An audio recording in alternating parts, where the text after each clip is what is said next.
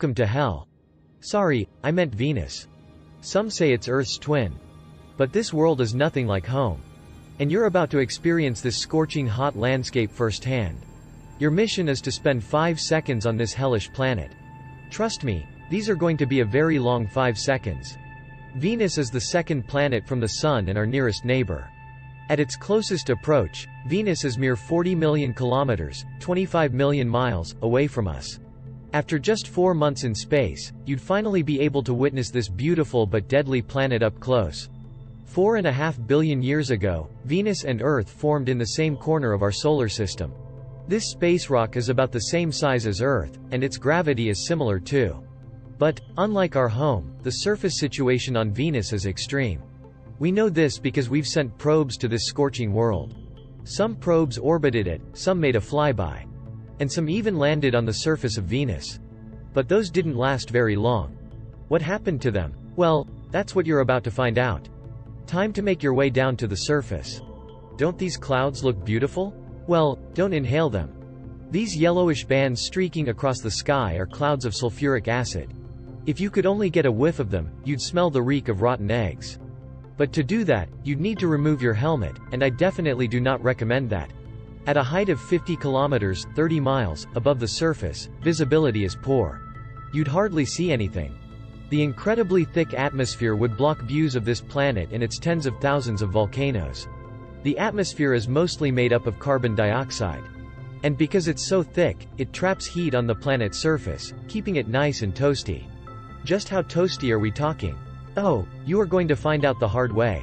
As you descend another 15 kilometers, 10 miles, the haze would begin to clear. The world below would finally reveal itself. A rust-colored surface covered in mountains and volcanoes. Are you seeing this? Looks like this volcano is still active. Yikes. You'd fly around a little to collect some samples and take in the view. Yep, the atmosphere is mostly carbon dioxide with traces of nitrogen. That checks out. Let's see if you can land here. This looks like the spot. Mission control, am I clear for landing? Pause, mission control. Looks like there's no signal. Initiating the landing sequence without clearance.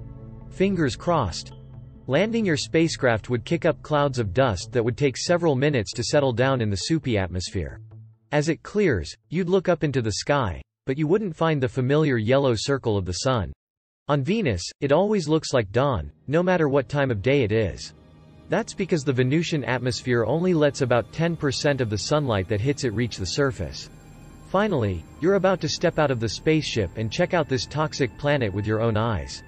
But wait, what were we saying earlier about the space probe that landed on Venus? Oh yeah, Venera 13. This Soviet probe made its fatal landing back in 1981. It did survive the descent and lasted for whopping 127 minutes.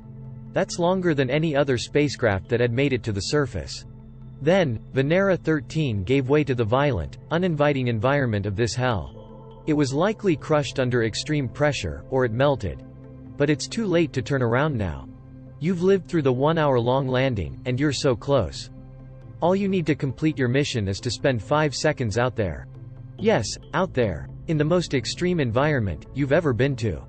You made it. Whoa, the atmosphere is so strange. You can hardly lift your arms.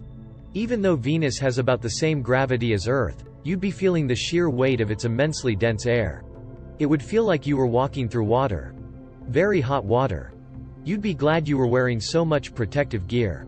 A quick look at your thermometer would tell you that it's a sweltering 475 degrees Celsius, 900 degrees Fahrenheit, out here. That's hot enough to melt lead. Your pressurized suit would be working hard to keep you safe. Without it, you'd be crushed under all that pressure before you could complete your mission. This isn't so bad after all. Hey, if a space probe could last over 2 hours some 40 years ago, you and your shiny new gear can survive longer, right? Venus is right here for you to discover, just take a few more steps.